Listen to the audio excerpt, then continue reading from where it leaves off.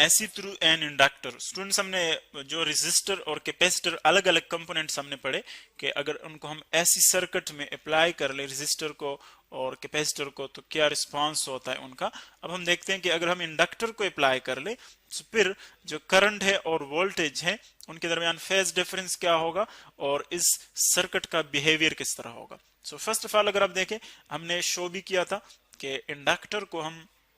Simply इस shape से show कर सकते हैं आपको, जो एक सोलेनाइडल शेप है, सोलेनाइड है या बिल्कुल स्प्रिंग की तरह। ये हमारे पास आ गया एक इंडक्टर। और इंडक्टर का फंक्शन क्या होता है ये हमने देखा था कि जब एसी करंट आप इसमें से पास करते हैं, सो एसी करंट चूंकि कंटिन्यूअसली चेंज होता रहता है तो इसीलिए ये जो इंडक्टर के नेक्स्ट टर्न्स है, सपोज इसमें करंट फ्लो कर रहा है इस टर्न में, ये टर्न नंबर 1 है, तो जब इसमें करंट फ्लो करता है सो जैसे जैसे करंट चेंज होता है उसके साथ साथ इसके मैग्नेटिक फ्लक्स में चेंज आता है। जब मैग्नेटिक फ्लक्स में चेंज आता है सो वो चेंज हम इस नेक्स्ट टर्न में ऑब्जर्व कर सकते हैं। और जब वो चेंज इस नेक्स्ट टर्न से पास होगा सो उस चेंज की वजह से यहाँ पर इंड्यूस्ड ईएमएफ आ जाएगा, जो कि हमने एक्चुअली पढ़ा था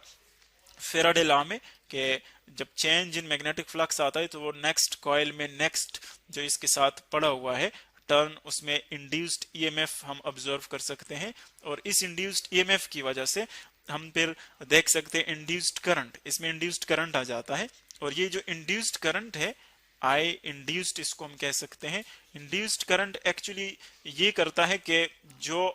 चेंज है अप्लाइड करंट में जो चेंज है उसको अपोज करता है। यानी अगर अप्लाइड करंट जो है I applied, suppose applied current जो है वो इंक्रीज कर रहा है सो इंड्यूस्ड करंट इसके अपोजिट डायरेक्शन में होगा, क्योंकि इंडक्टर का फंक्शन यही है कि ये करंट को मेंटेन रखता है, उसकी वैल्यू को मेंटेन रखता है। सो अगर आप करंट की वैल्यू इंक्रीज हो रही है so induced EMF induced current opposite direction में होगा ताकि उस इंक्रीज को वो रिड्यूस कर सके, उसको अपोज कर सके। इसी तरह अगर अप्लाइड करंट डिक्रीज हो रहा है, सपोज अप्लाइड करंट डिक्रीज हो रहा है, इसकी वैल्यू कम हो रही है, सो फिर जो इंड्यूस्ड करंट होगा वो इसके सेम डायरेक्शन में होगा। सेम डायरेक्शन में मीन के सपोज इंड्यूस्ड करंट जो है वो हमारे पास यूं आ रहा है, कम हो रहा है, सो फिर वो इसी डायरेक्शन में यानी इंड्यूस्ड करंट इस डायरेक्शन में फ्लो कर रहा है, सो फिर जो applied current, so induced current भी इसी डायरेक्शन में अप्लाई होगा ताकि जो डिक्रीज आ रहा है वो उस डिक्रीज को पूरा कर सके। यानी एक्चुअली वो इस करंट की वैल्यू को कांस्टेंट रखना चाहता है, डिक्रीज को पूरा करता है, इंक्रीज को अपोज करता है, ये इसकी सिंपल फंक्शन है। सो इस इंडक्टर को अगर हम फिर एसी सर्किट में अप्लाई कर ले सो तब हम देख सकते हैं कि किस तरह बिहेवियर हम देख सकते हैं। सो ये अब देखिए सपोज हमारे पास है एक सोर्स, एक अल्टरनेटिंग सोर्स, अल्टरनेटिंग वोल्टेज का सोर्स है, ये आपने देख लिया जो कि हम इस सिंबल से शो करते हैं। और इस सर्किट में हम सिंपली यहां पर ऐड करते हैं एक इंडक्टर, ये आ गया इंडक्टर जो कि एक सोलेनाइडल शेप है, ये इंडक्टर आ गया, इंडक्टर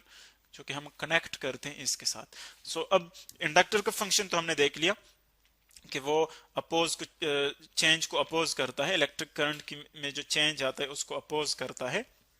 सो अगर हम करंट की वेरिएशन देखें, क्योंकि करंट वेरी करता है, अल्टरनेटिंग करंट वेरी करता है, सो इसकी अगर हम वेरिएशन देखें, वेरिएशन वो हम यू कैलकुलेट कर सकते हैं, I is equal to I not sine of omega t. अगर आप टाइम के साथ देखें तो इसमें वेरिएशन आता है, यानी जो इसकी एक कांस्टेंट वैल्यू है, पीक वैल्यू, इलेक्ट्रिक करंट की एक पीक वैल्यू है हमारे पास जो कि इसकी सबसे हाईएस्ट वैल्यू है जो कि इस सर्किट में इलेक्ट्रिक करंट अटेन कर सकता है। लेकिन जो आई है वो इंस्टेंटेनियस वैल्यू है, यानी किसी भी टाइम पर इलेक्ट्रिक करंट की वैल्यू। सो अगर आप देखें इसकी वैल्यू कम भी हो सकती है, ज्यादा भी हो सकती है, मैक्सिमम भी हो सकती है, डिपेंड करता है कि हम किस इंस्टेंट पर इलेक्ट्रिक करंट की बात कर रहे हैं। सो ये हमारे पास एक सिंपल इक्वेशन है जो कि इलेक्ट्रिक करंट की वेरिएशन को शो करता है। अब अगर आप देखें ये तो इलेक्ट्रिक करंट की हमारे पास वैल्यू आ गई, और जो हम ओमेगा यहाँ पर यूज करते हैं वो एक्चुअली एंगुलर फ्रीक्वेंसी है जो कि हम यूज करते हैं यू 2 पाई एफ इस इक्वेशन से हम कैलकुलेट कर सकते हैं, या f जो है फ्रीक्वेंसी वो 1/t के इक्वल होता है, सो इसीलिए हम यूज कर सकते हैं 2π/t, यानी एक कंप्लीट साइकिल जितने टाइम में वो ले रहा है वो हमारे पास आ गया एंगुलर फ्रीक्वेंसी, इसके आ गई एंगुलर फ्रीक्वेंसी वो ये एक्चुअली। और ओमेगा टी जो है एक्चुअली वो किसके इक्वल है, वो शो कर रहा है फेज को, यानी एंगल को शो कर रहा है, फेज कितना है उसका किसी खास पॉइंट पर, उसकी डायरेक्शन और उसका मैग्नीट्यूड वो हम इससे स्पेसिफाई कर सकते हैं। सो अब अगर आप देखें, चूंकि हम इंडक्टर की बात कर रहे हैं, सो यहाँ पर अंडरस्टूड बात है कि यहाँ पर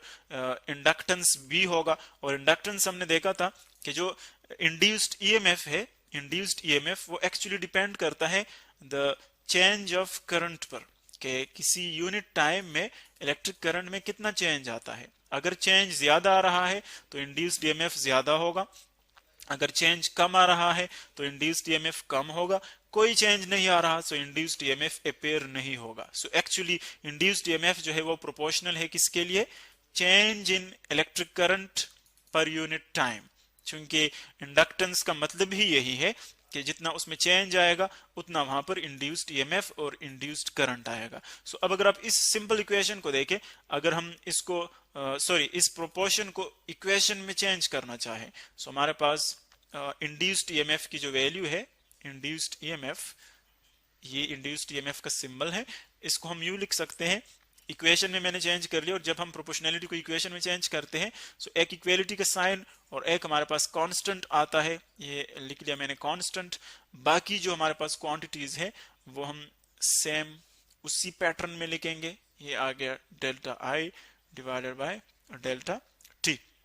ये एक सिंपल इक्वेशन आ गया। सो अब आप देख सकते हैं कि ये एल जो है, कैपिटल एल, ये एक्चुअली क्या है, इंडक्टेंस है। Capital L is actually inductance, और इंडक्टेंस हमने देख लिया कि ये डिपेंड करता है किस चीज पर,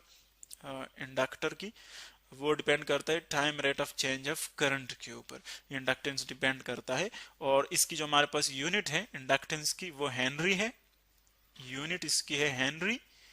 हेनरी, और इस यूनिट का जो सिंबल है वो है कैपिटल एच, ये आ गया इंडक्टेंस, उसका symbol capital L, unit Henry, और यूनिट का सिंबल है कैपिटल एच। तो ये हमारे पास आ गया इंड्यूस्ड ईएमएफ। अब अगर आप इस इंड्यूस्ड ईएमएफ को in terms of electric current, instantaneous current लिखना चाहे, देखिए चूंकि इंड्यूस्ड ईएमएफ में हमारे पास इंस्टेंटेनियस करंट भी यूज हो रहा है, यानी इंस्टेंटेनियस करंट का मतलब है करंट एट एनी टाइम, क्योंकि एक इसकी पीक वैल्यू है जिसको हम आई नॉट से डिनोट करते हैं, वो पीक वैल्यू है, वो कांस्टेंट है, लेकिन एक इसकी इंस्टेंटेनियस वैल्यू है जो कि किसी भी टाइम पर डिफरेंट है। आप 1 सेकंड पे देखे, 2 सेकंड्स पे देखे, टाइम के साथ साथ वो वेरी करता है, सो इंस्टेंटेनियस वैल्यू है। इसीलिए इस इक्वेशन को हम सिंपली फिर यू लिखेंगे, induced EMF, induced EMF is equal to, आ जाएगा L, L into delta, delta I है देखिए आप यहाँ पर, सो आई की जगह मैं ये वाली इक्वेशन पुट करूंगा, क्योंकि आई इसके इक्वल है, सो आई की जगह मैं ये इक्वेशन पुट करूंगा, जो कि आ रहा है हमारे पास आई नॉट, आई नॉट यहां पर पुट कर ले, I not sine of omega T, ये आई की जगह वैल्यू मैंने पुट की, divided by delta T, divided bye